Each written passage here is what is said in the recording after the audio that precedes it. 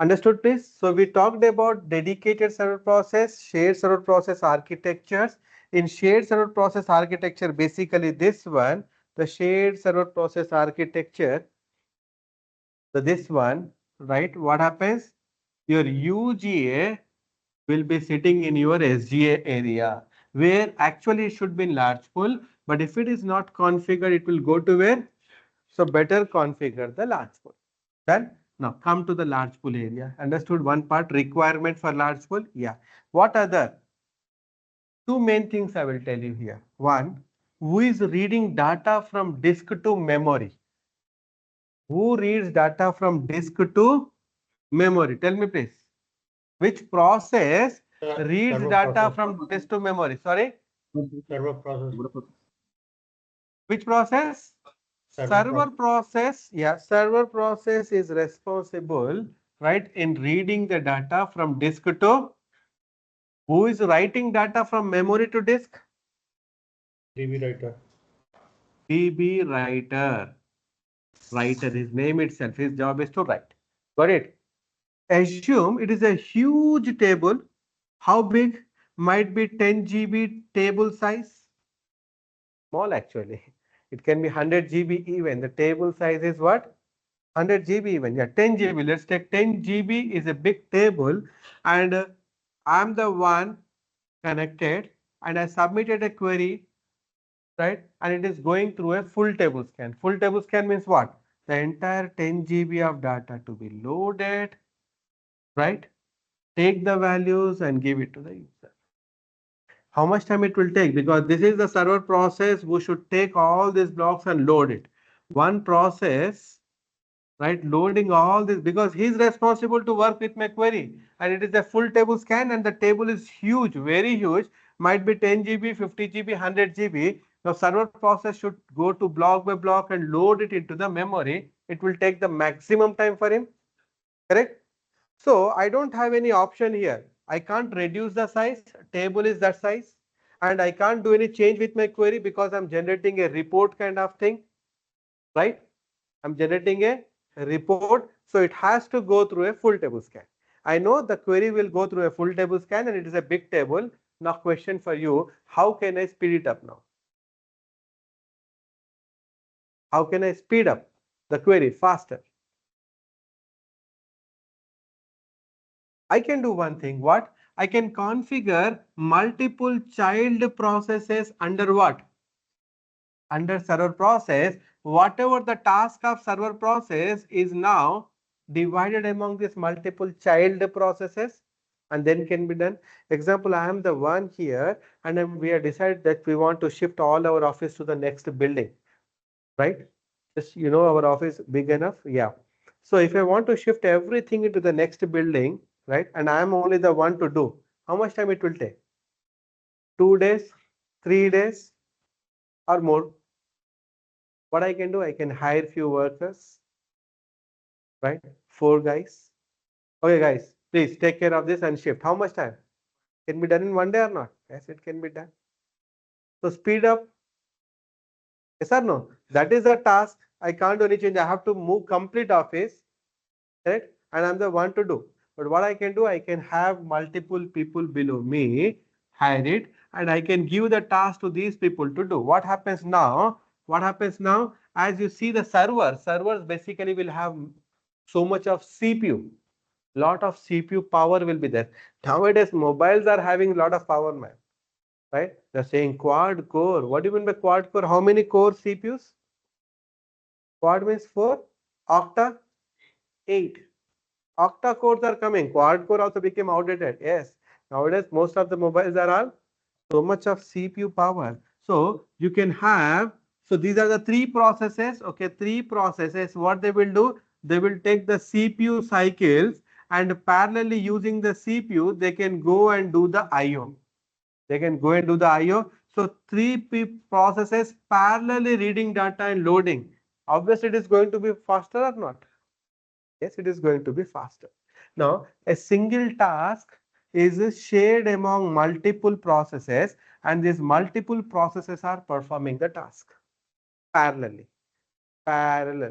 Faster? Okay, in the same story which I told you, I am planning to shift my office. I got four people, workers, and I gave the task to them. I went out for lunch break or something, and I came after 2 3 hours, and I see nothing was moved. Oh, what happened? Where are these guys? I'm just searching my office. I found they're in this room. What happened? All of the four guys are holding this table. They're saying, "I will take this table." The other guy says, "No, no, no, I will take it." They're fighting with one table from last 2 hours. Possible? Might be stories. Yes, possible. Example. All the four are trying to work with the same thing and they are fighting with that. Correct? So possible, same way here, might be this process is trying to read. The other process also says, I will read. Right? We don't want that kind of thing. So what happens generally in those four workers, one will be acting as a leader. He might not be a leader out of them. One will be acting as a leader. He says, boss, I'll assign the work. Okay, do one thing. You go to that room and do. Oh, you do go to that room and do it. And you go to the other room and do it. They will divide the job. There will be one guy who is distributing their workload. And everyone, all the four people know what each one is doing. Even the guy is working here. If I ask him, hey, where are other friends? Sir, the other guy is just working in that room. You will tell or not? Yes, they know each other what they are doing. The tasks are divided and they also know what they are doing, how much done, how much pending. If the work is not yet done here, and I will see that if the someone is idle or if that labor, if the worker here completes his task, he can simply go to the room and check other guy is still working, he can help him or not. So work distribution also done, sharing is also done. Normally we see with those people because the task is what to shift everything. If one room that guy shifted, he can't simply say my job is over. No, he can't, right? He will work with other guys and he will share the load also. All this happens, a communication required between them, yes or no? They should know each other what they are doing, how much done, how much pending. If any other process is heavily loaded, it has to share the load, right? So when multiple processes working, they should know each other what they are doing. Now, how they will know? We require a common area. We require a common area. Example, guys, right? Here there are four people, here there are four people, let's say, and I'm planning, I'm telling you guys, tomorrow we will have a quiz program. So we are making two groups, four of you one group, four of you one group, two groups. So what you will do immediately? What you guys will do? Immediately, because there are four chapters are there and you have only one day time. Is it possible for each one you to prepare four? No. What you will do? You will discuss each other. Will say, okay, I will take up chapter 1. The other guy says he will say, I will take up the chapter 2. That guy will be preparing on chapter 3, chapter 4. You're distributing your workload. First thing, you'll create a WhatsApp group. Correct? Then let's communicate over it. At the end of the day, you'll message how much done, how much pending. The other guy saying, hey, I have so many pages to read. I'm unable to complete. No problem. I'll take this 1 2 3 4 pages from you and I will do it. So at the end of the next day, by the next day morning, you will try to ensure that all of you four guys prepared completely with the four chapters. A common area, WhatsApp group. Without that, is it possible? Without your communication, is it possible to complete? No way, right? A common area required. So these processes, they use this common area. What is this? Large pool. Now, what are these processes are basically called as? These are called as parallel query, parallel query processes. Parallel query process you can configure in your instance and your server processes can use those parallel query processes and using those parallel processes, parallel CPU utilization, they can go and bring the or load the huge data and process your queries. It is actually speeding up, but all as multiple processes are working on a single task, they require a common area. So multiple processes, a common area. What is this required? Large pool. So parallel query, what is that? Processes. In parallel query process architecture, you need what again? Large pool. If you don't have large pool, again, they will use the memory area to keep their information in the sheet. Understood? Who is writing data to the disk? Who is writing data to disk? from DB buffer cache to data files. DB writer. DB writer writing, right? If the database is really huge, 4 terabyte, how much? 4 terabyte my database size. Hundreds of files I have and hundreds of users now and then they are working with my instance. And out of those hundreds of users, many users are doing so much of changes, update, insert, delete. So many dirty buffers are coming in every second, and every second my DB writer to take all those and write it to all those hundreds of files. So my DB writer could be heavily loaded if more DMLs are happening with so many users. Possible? Yeah. So DB writer can become slower here because it's taking lot of time in flushing your dirty buffers to so many files. So what I can do, I can configure here again multiple processes under DB writer. Possible? Yeah. Same way. For reading, this is our what processes? Query. Query means reading. You are querying, right? For reading purpose, you got multiple parallel process. For writing, we got DB writer. We call them as IO slaves. IO, IO slaves. Under DB writer, you can have multiple IO slaves. So this DB writer job, whatever it is handed over to this multiple process. So these multiple processes will go and write parallelly to the files. So again, single task shared among all. Again, they require a common area. What is this? Large pool, right? So again, your DB writer IO slaves. In that case also. Not only this, in database, we have a utility called as RMAN for backups. RMAN, right? In RMAN, we have parallel option. What option? Parallel. So you want backups to be done by multiple parallel processes. So whenever you are using parallel again what is required? Large pool required. So large pool is used in such scenarios. Simple logic. When a single task is done by multiple processes, what is required? Large pool is required. Is that clear? Yes. Shall I proceed next? What is the next one? Java pool. Now, these are all very simple things. Java. Java program, right, can be stored inside your database. Like here you got metadata, correct? Data dictionary tables. Your objects, your Java program is also a type of object in database.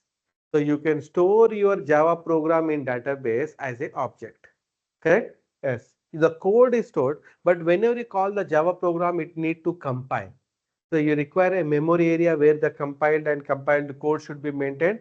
Then you need to configure what is this? A separate area called as Java pool. If you have any Java programs stored in database as Java objects, right? And whenever you call those Java objects, for them to compile and all, right? You require a separate pool called as a Java pool. If it is not configured, they will take memory area from where? Shared pool again. Correct? So if you have any Java programs stored as Java objects, then you require Java pool. If you don't have any, then you don't need. Done? Next, the last one. What is that?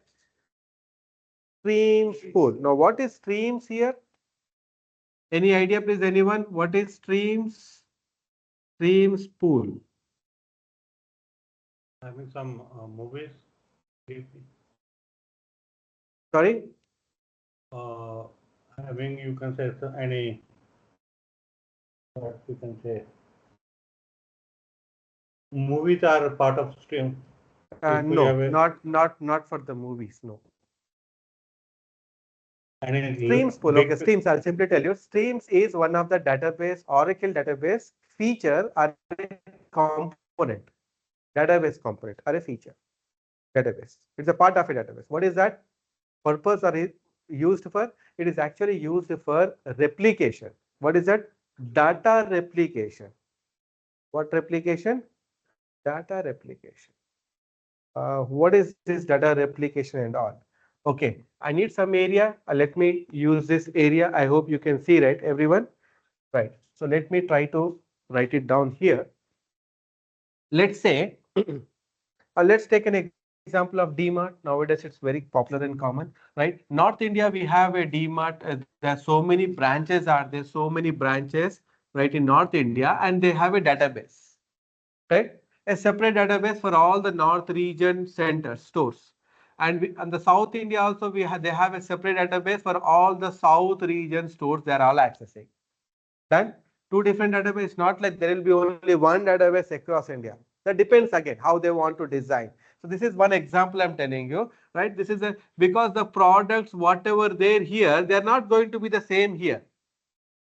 Correct? They're different. Most of them, sometimes they're different even. So that's why we have a separate database. Correct?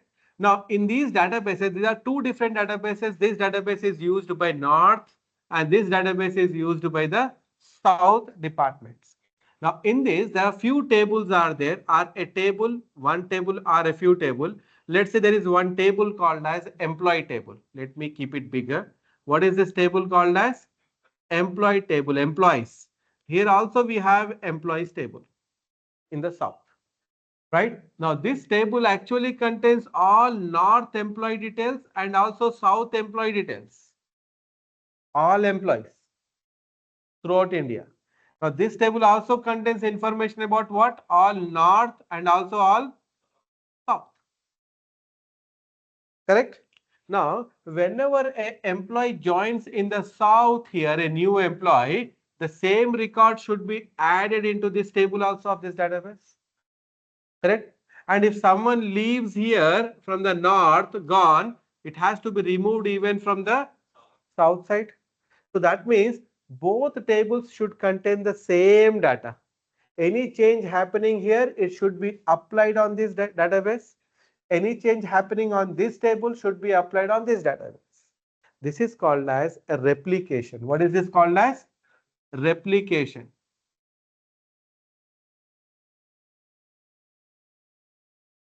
Replicating the data. Two different databases, two different tables, and data is replicated, synchronized and maintained as it is same in both databases using replication methods. Oracle having a replication from very old versions, Oracle 9i they have, right? Right? S, different types of replication methods and all, little bit complicated, but fine. Oracle 10G, they enhanced that replication concepts and they came with a component called as what? Streams. Oracle came with streams somewhere in 2000, I hope it is 7, might be, yeah. They came with streams, 10G version actually, yeah. Now using the, actually in replication, I gave an example of a table. It could be one table or it could be multiple tables. It could be one table or it could be multiple tables or even it could be a complete database. Complete database replication also. Two databases look as it is. Whatever changes happening by these applied here, whatever the changes are happening by these departments, they are working with this database, they are also applied on the other side.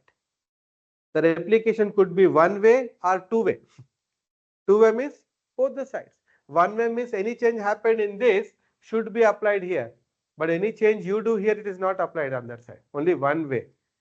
One way replication, two way replication, multi-master replication, a complete different concept. But 10G when they came with what feature? A streams, little enhanced, made it easier and all. But the same time in the market, there is one more product available called as Golden Gate. I hope you all heard about the term now. Golden? I don't know because we don't have gold in that. There is no gold and there is no gate. Sorry? That is fine. Okay. Can you please? Yeah. Yeah, Gurvinda, you're talking to me? I was talking to, I think Golden Gate the mostly used to replicate on across the sites for Correct, DBs correct. only. That's what. Golden Gate. So Golden Gate is a product already there in market when Oracle came with the streams, and Golden Gate is much more better, powerful, right? And having so many advanced features kind of thing, very lightweight compared to this. And the streams works do a replication between Oracle to Oracle only, where Golden Gate is capable enough in doing a replication from a database to another database. And one database could be an Oracle, the other database could be a SQL server. Different database replication is possible through, right? Or the one could be DB2, the another is a SQL server, MySQL, different databases you can do, but streams is only for mostly used only between Oracle to Oracle, right? So many features, benefits. Then Oracle, what they did, simply in 2009, they acquired the Golden Gate. You sell it to me now. Now Oracle is having that product, Golden Gate, right, with Oracle. Really powerful, we can say, because even today, the cloud environments, what we talk, lot of data migrations are happening. Most of them, they are using Golden Gate.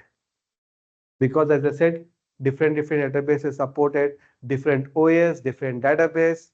So many features are there in the Golden Gate, and most of the migrations, they do that one. So Golden Gate is heterogeneous, works with different databases, different OSs, correct?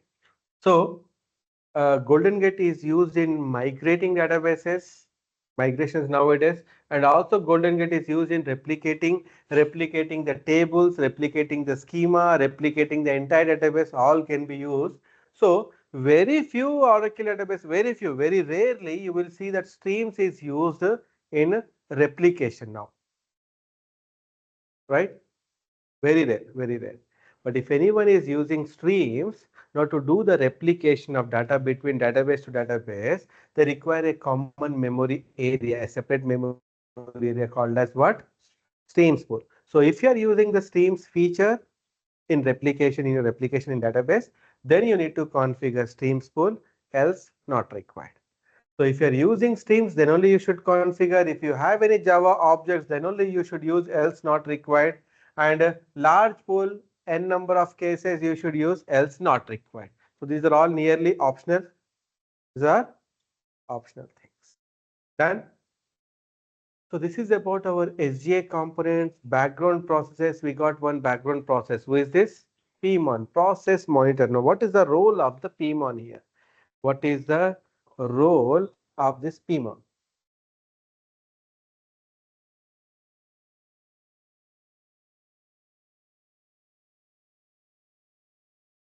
PMON.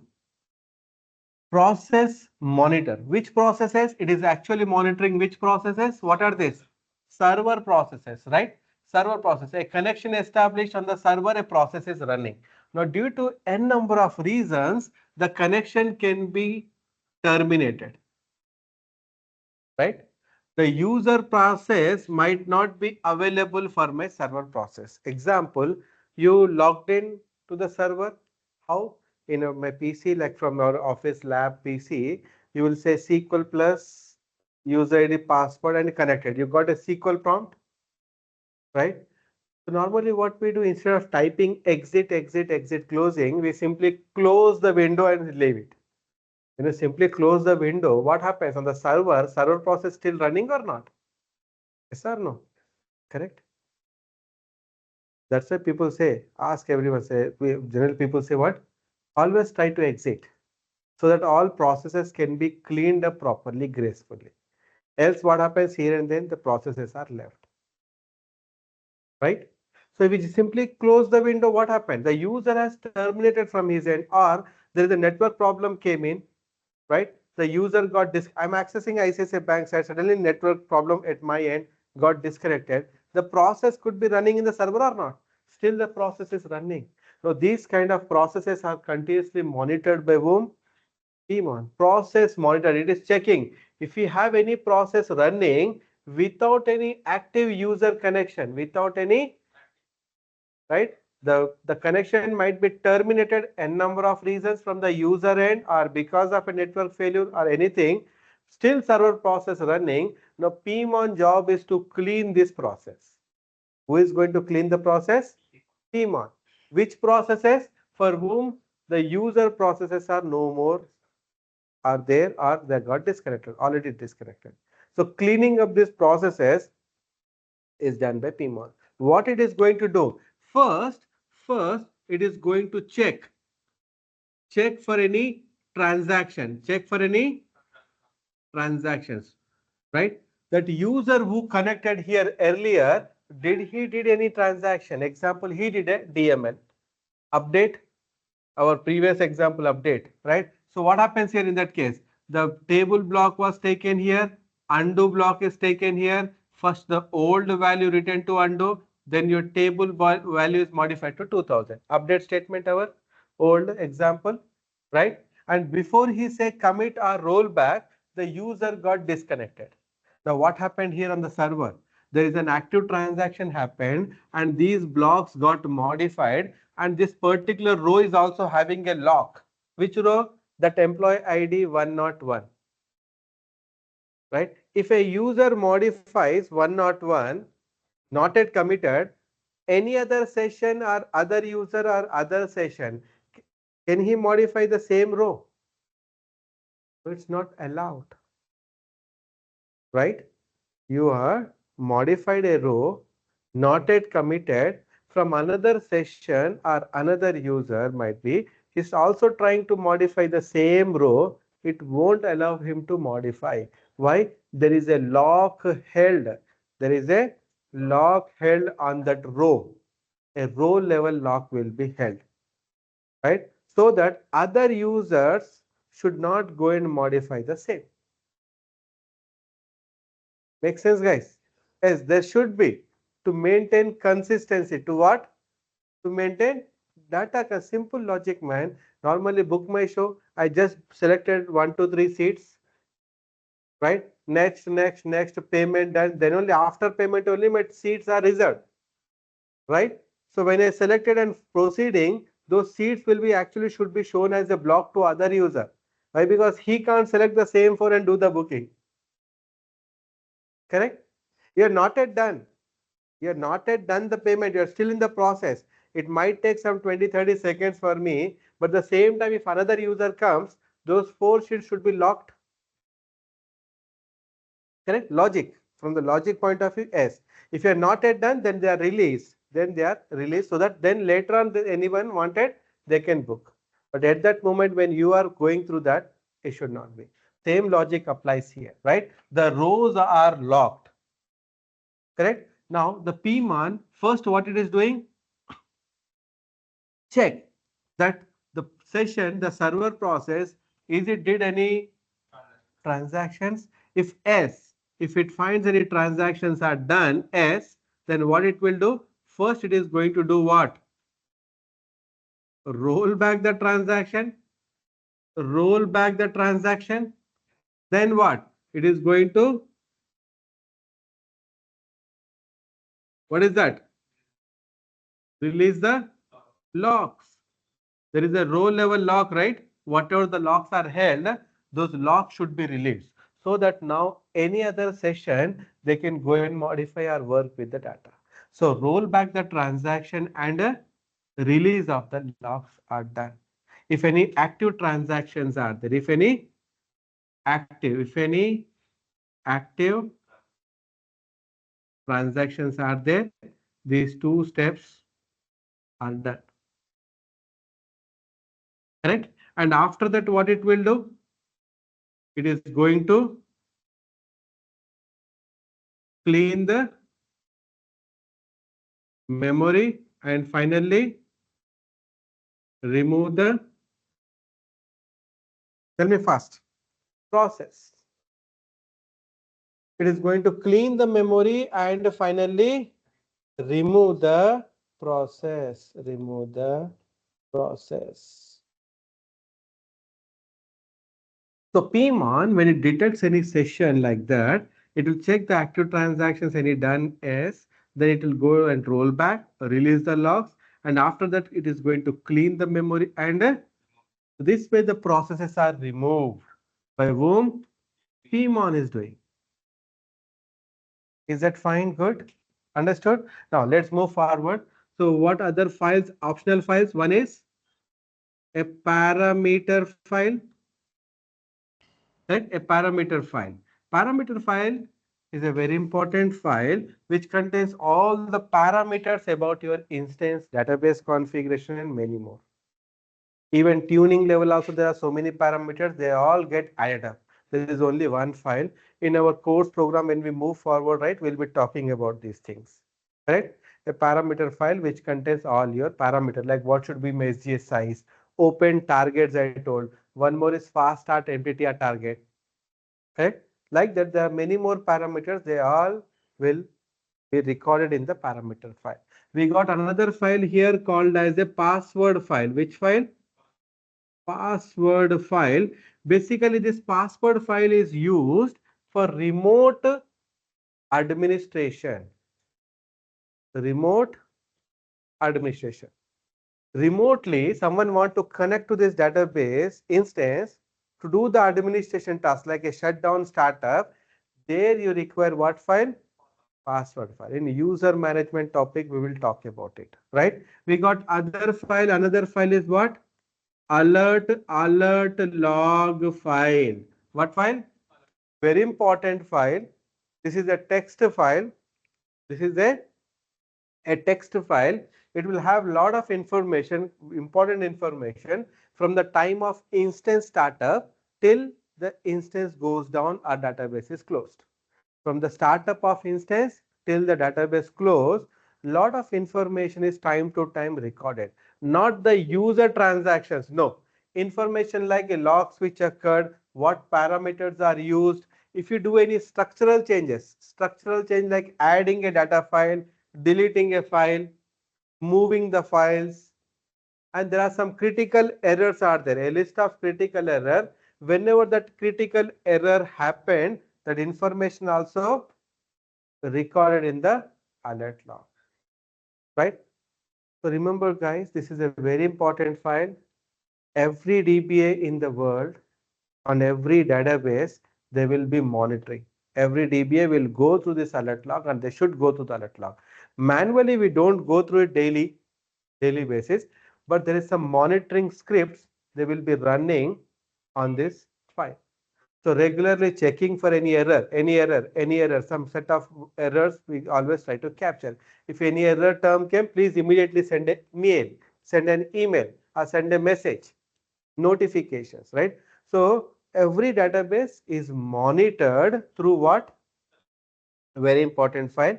Anyhow, in our upcoming session also we'll go through that. So then we got some more other files like additional log and trace files. Now, additional log, so many log and trace files are there additionally available in the server. Like with every process, there will be a log file, right? With every process, there will be a trace file, log file, trace file, debug file. When you enable some debugging, logging, tracing, some extra files are generated which are used in diagnosing the problems. Basically, when a problem comes, when an error happening, the instance not starting or the process is suddenly terminating, we raise a request with the Oracle support. What Oracle support will ask you? To set some parameter, enable the tracing for that, right? So that next time whenever it crashes, that time it is going to capture some extra information and available here. We need to simply upload or give it all these files to the Oracle support.